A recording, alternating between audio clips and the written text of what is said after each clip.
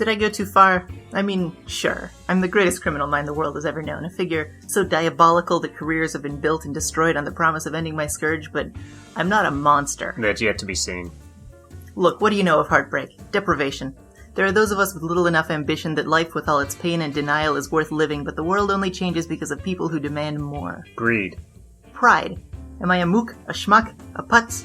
Prithee nay, I am Chryme LaRoux, the king of the bandits. Let's start with king. It's a gender-neutral kind of king. I believe the word is queen.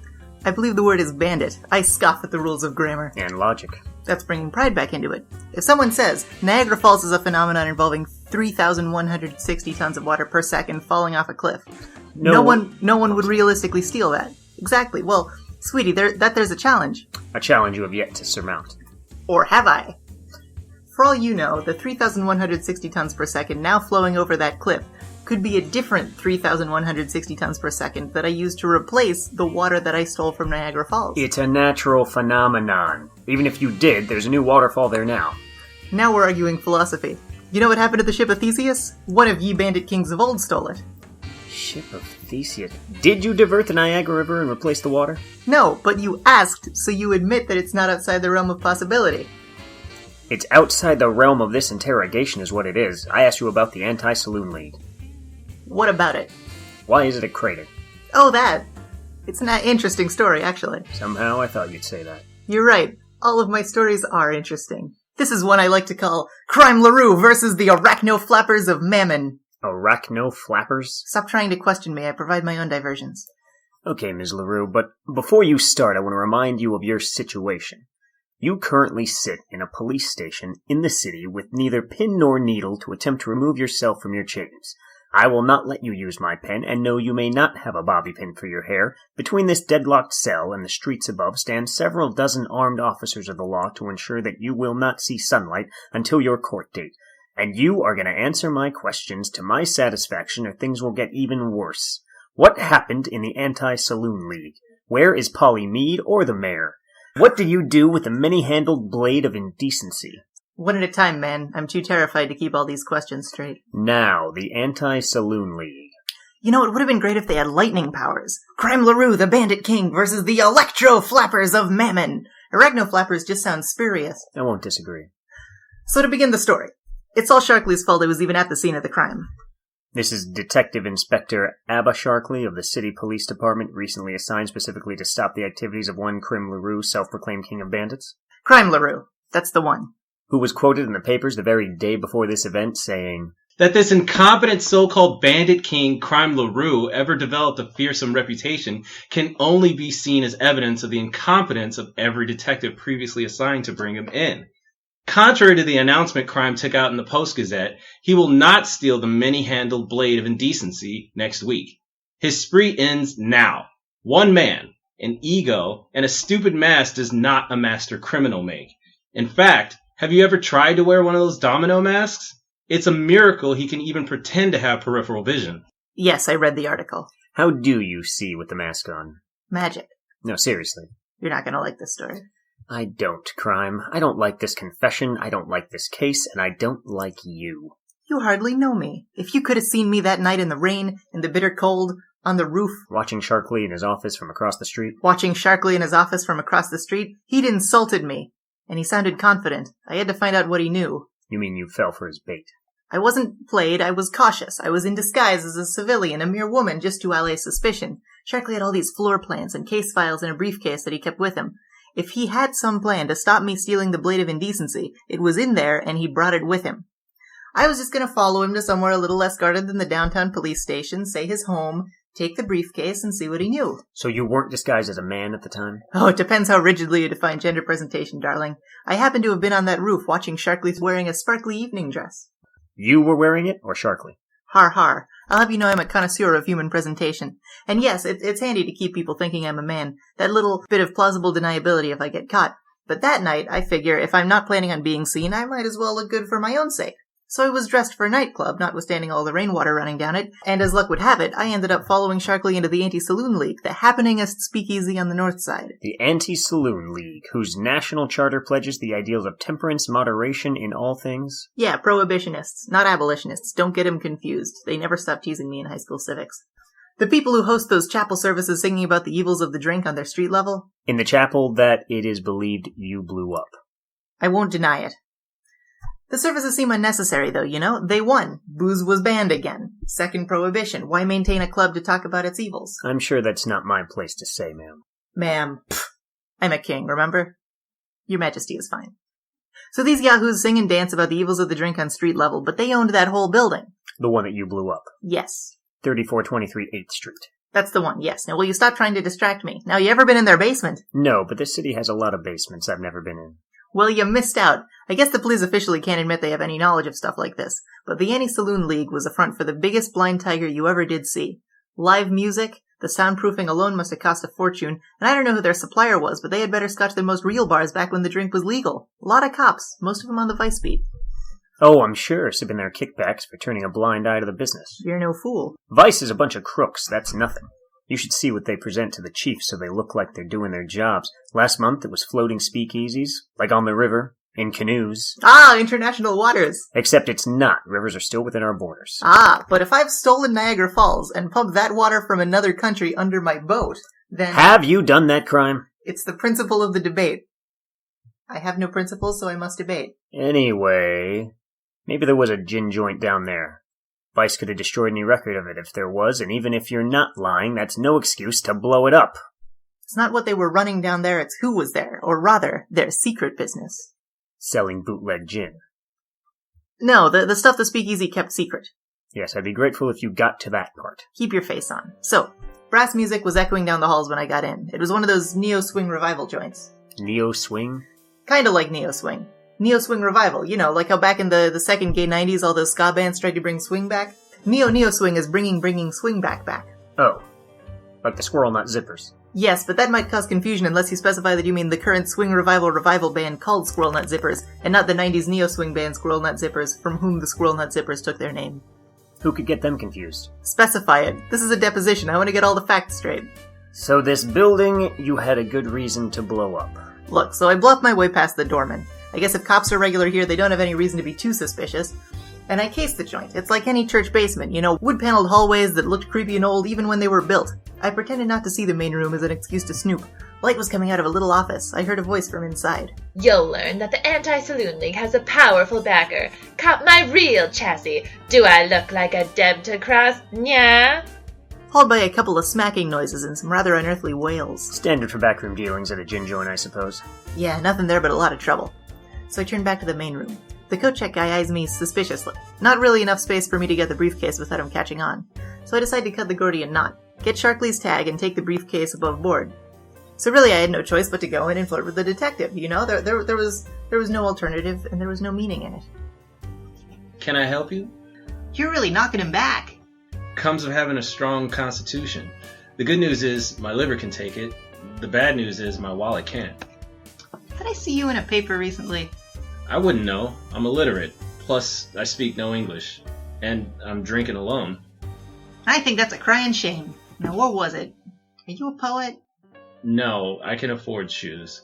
And what shoes? Do you want to cut a rug? Do I look like I'm here to dance? You're sending out all these disaffected loner vibes. Why would you be doing that if you weren't secretly trolling for dames? Now, where was it? Kid, I'm gonna give you a tip. Do you see the people around this place? Do you see any tuxes? Folks don't come here to be recognized. Plus, this scene is going sour, fast. This is the last blind tiger this side of the river. They're raking dough in hand over fist, and that's never good in gangsters. Makes them sloppy. He motioned to a dame I hadn't noticed, sharing cigars with a high roller at another table. But it wasn't normal snobby chap. The high roller was sweaty. I get a weird vibe out of the dolls in charge here. Like, lately their eyes are getting bigger than their stomachs. You know a lot about the criminal underworld. You could call me an expert. Call me Vanna. Vanna LeBlanc. Nice pseudonym. You're a regular guy incognito. Call me Sharkly. Do you bite? Do you dance? How? Forward. Figured it'd be a good way to get you to be quiet. and it's a kind of a night to spend holding someone. Bad day? I'd rather not talk about it. Lead the way. So you slow danced with Detective Sharkley. Well, I had to check his pockets for the coat tag. It was just bad luck that when we went out they were doing a 12/8 number and we had to Charleston a while until they went down tempo enough for him to class me close. He was a good dancer though.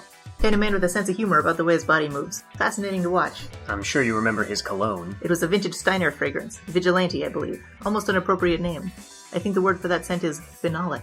I only asked in order to make fun of you. I'm sure you did, but it is a very nice fragrance. If you play your cards right before we lock you away for life, we can get you a scented body pillow. That would be nice. I do find it's better to live in fantasy than to have a perfectly good relationship ruined by reality. Whatever you say, Chryme. I've come a long way from teaching Sunday school. So, you're a church girl. What are you doing in a den of crooks like this? I guess I wanted to see what it was like to do something bad. Disappointed? A little. I always thought I'd feel different after I turned bad. Sounds like you've been planning this a long time. What makes you say you're bad? Well, I'm breaking the law being down here. That's a stupid law anyway. Law should be for protecting the innocent. Who do you think our nation's second attempt at prohibition helps? I don't know. Those who were widowed by liver failure?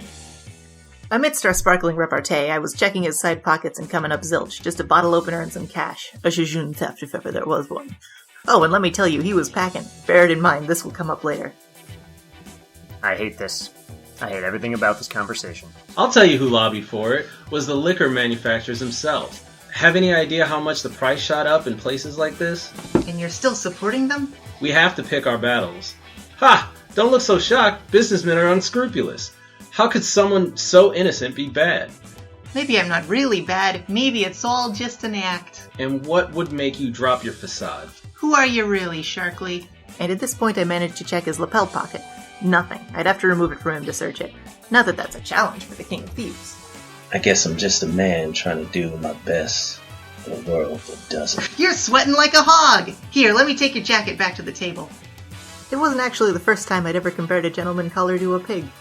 So where was the pocket? He didn't have one. It was on the table. It was in plain view and you neglected to swipe it? I imagine you were distracted by his baby blues. Look, I don't know why you're accusing me of having a crush on someone I blew up a building over. Besides, his eyes are brown. And here I thought you only cared about that green. Hey. So I got the tag. The thing about swing dance you should know is the massive dearth of gentlemen involved. Sharkley could have been surrounded by women anxious to dance even if he weren't so good looking. So before I exit, I make a point of looking over the dance hall and I see him surrounded by women vying for attention. You can open up about your feelings and call them hussies. Low-down broads. Bits of desperate skirt. Including the dames he clocked scaring the bejesus out of that high roller.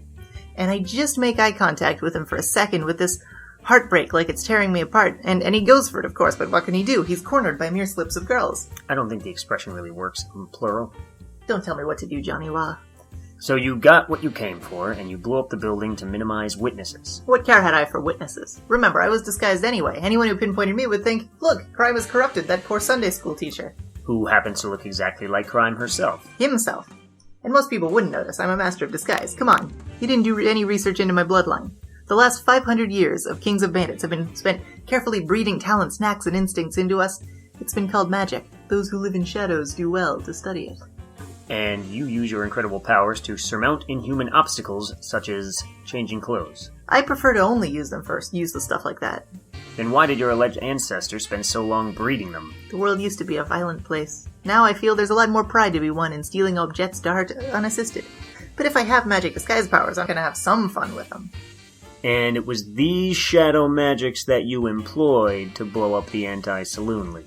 We're still at 1 a.m. Check your records. The explosion wasn't until 3:30. So I go to the coat check, right? And the guy working there has left. Now it's this lady, right? Going the full flapper bit. I mean, you could use a level and you wouldn't find a curve on her. I mean, her hat was so round and smooth, you could fire her from a cannon and she'd be more aerodynamic than a bullet. You mean her hair was so bobbed it was curtsying? Huh?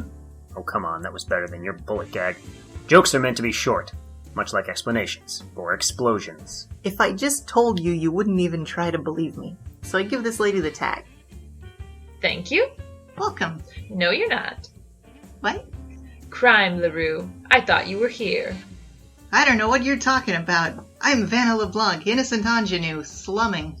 A disguise, and not a good one, you flat tire. You're right. I'm Detective Abby. I'm here to collect my briefcase. Now your story is to claim you're a man whose picture is front-page news, a tall black man? Please don't tell anyone that I like to unwind dressed as a small white girl. It's a weird sex thing that I, Detective Abby, enjoy immensely. Dry up. Stop embarrassing yourself. Okay, how and how many of you know? Your every step betrays your face to we who pierce the veil, Daddy-O. How many? Worried? I'm only worried about casualties. You know I'm Chryme LaRoux, you know I'm the king of thieves, you know every low-down crook and scallywag in this town would give his life for me. Are you willing to die for a briefcase? Even with only these 2 eyes, I can see you have no henchmen. Come with me. It was at this time that she bit me and the world went hazy. I'm afraid my testimony about this point is questionable. So nothing changed. I was dragged to a back room and tied up. The world spun in and out of focus. I wasn't unconscious, just useless. It wasn't for a good 20 minutes that I gathered my faculties enough to realize the ropes binding my wrists and ankles were slimy and sticky. Too exhausted to sit up with my head on its side against the floor, the thought crosses my mind. There might have been something in her bite. This is 20 minutes later you realize that. A venom or something. You ever been on morphine? Once, when I was a beat cop, I got shot inside a 7-Eleven. I was standing right in front of the slushy machine. I remember there was so much cherry syrup the paramedics couldn't tell how much I'm bled out. That was funny. You're funny. Why are you so dour? I'm taking a confession from a wanted criminal, and I just don't like you. Well, time went slowly, but I couldn't do anything with it. When I tried curling my toes, it took about a minute for my brain to register I was doing it. All I could hear was the furnace blasting away. Couldn't even hear the big band through their soundproofing. No, there was one other thing. There was a breeze. I felt as if I was lying on the edge of a precipice with running water far, far below. Not that I could see any cliff to speak of. Finally, the chick who bid me came back in, dragging another body. It was this body thumping to the ground that rattled my brain around to registering that we might be in trouble. I looked around as well as I could with my head flat on the floor. Didn't recognize him, though. I think I heard his injuries being made when I was snooping around at the beginning. That's when something hit me. Let me guess. They were placing their enemies in there to blow you up with a building to eliminate threats to their diabolical empire. Huh? No. I realized it wasn't running water I heard deep below us. It was breathing. What? I tried to find the source, but bound and half paralyzed, it was a chore. I inched around like a worm, but my whole left side was numb and the rest of me wasn't too well off either. Usually it's no sweat getting out of ropes for me. Which makes it awful hard to be impressed by most boys. Hey! But this stuff on me was different. The stickiness made it tighter than most knots. That's when a third body was tossed in there. I recognized him by scent alone. Detective Sharkley would have mentioned being drugged and abducted. Not if it happened because he couldn't help himself getting copacetic with a bootlegger. Or if it would mean going on record about what came next. I'm expecting a severe anticlimax when you finally get to it. He was out of it, but I remembered the bottle opener in his pocket. I inched over like a worm and pulled it from him. He flinched like he wanted to stop me as I started pulling at my bindings. As I got into the groove, my wrists loosened and it grew a little easier. Getting blood flowing helped. Within minutes, my wrists were loose, but before I could get my ankles free, I heard footsteps. I slumped back to my old position, wrists together. The door opened and another body fell down here, the fat high roller from earlier. I must have moved my eyes too fast, though, because the dame said, Waking up? Good. Don't stress if you start getting the screaming meanies. Just means everything is on schedule. She shut the door and I got back to work. My ankles went faster. I staggered to my feet and looked around the room. I was right. On the far side from the furnace there was a big spiral staircase leading underground. Rough-hewn stone, clearly an aftermarket renovation. I didn't fancy confirming whether I'd heard running water or breathing. The door was locked, of course, but I'll tell you one advantage of going out en femme was I had plenty of bobby pins handy. It was easy to jimmy. What church is too concerned with robbery? On the other side of the door I heard voices talking, identical voices. I told you we should have taken him sooner. I can't wait for him to start to perk back up. The hour is fast approaching, and we have to get a wiggle on. As I listened, crouched near the furnace, I considered how high the heater was set here for how drafty the rest of the building was. I could only assume it was for whatever lay below us that the furnace was roaring at full blast. This was when you decided to blow up the building. This is when I made it an option, yes, but only because I was obviously not dealing with humans. Oh, yes, the bites, the rope. Clearly you were dealing with either mutants or someone who'd raided a Halloween store. Yeah, one of those Halloween stores that stocked paralyzing venom. What's going on? You woke up fast! I've got a constitution of steel.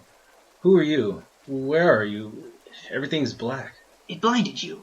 Interesting. Unfortunately, you're in the lair of, one of my associates, the Black Widows of Dooligan. We haven't met, but I've seen your CV. It's nice to meet you, Detective. Crime. The same. Now I'm going to make a timely retreat, but if you want to run for the exits here,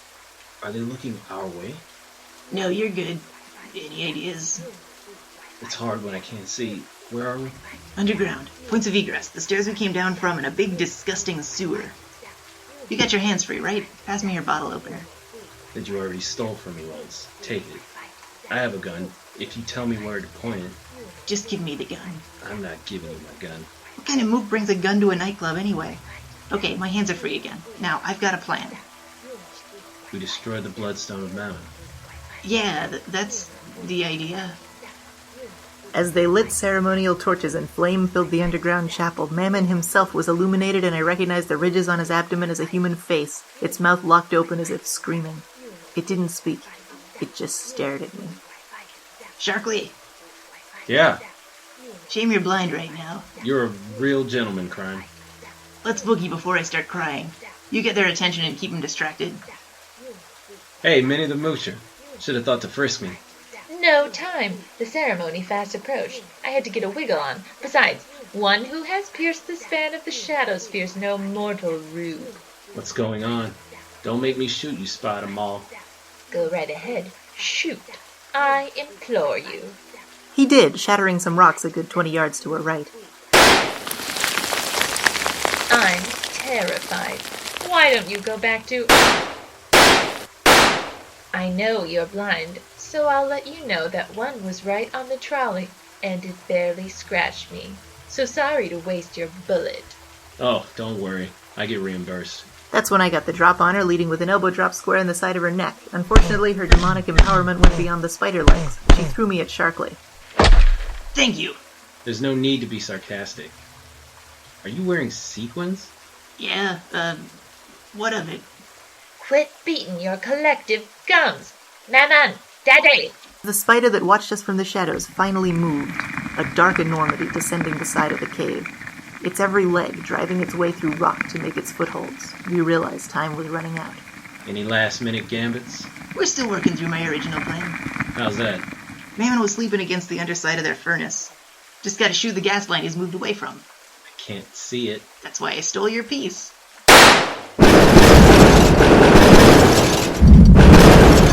Very convenient. I'm surprised you didn't hear a robot voice telling you to attack the final boss's weak point. Can you take anything seriously?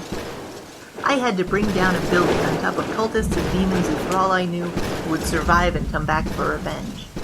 Even if they did survive, as the Anti-Saloon League chapel far above us came tumbling down, a rain of plaster and drywall, I knew that all I needed was to make enough of a distraction to escape and regroup. But they didn't survive, except for Sharkley, who has denied any knowledge of your story. You didn't confess to breaking prohibition? I'm shocked.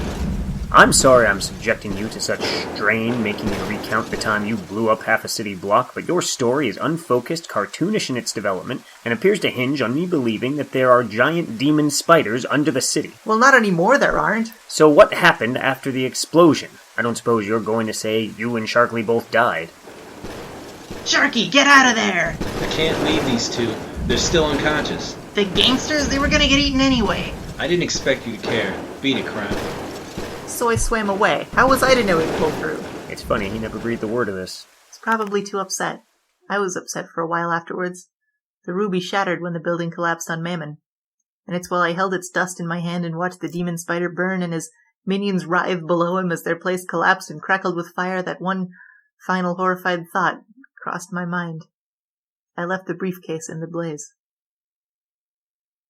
But we soldier on, boats against the current and stuff. Uh-huh. Well, thank you for coming clean. I want to ask you about the disappearance of Polly Meade 5 years ago. You said she played into the city's recent, unpleasantness. What do you know of her abduction? Oh, her. That's a little harder to explain. Before I can tell you that story, I have to tell you this story. Do you like luchadores? Mexican masked wrestlers? Yeah. I guess they're cool. Good. Because this whole sorry saga hinges on this luchador raised naked in a desert. You'll love her. Chryme LaRoux and the Arachno-Flappers of Mammon was written and produced by Abby Denton, featuring the voice talents of Linda Barsi, Jovan Robinson... Who are you talking to?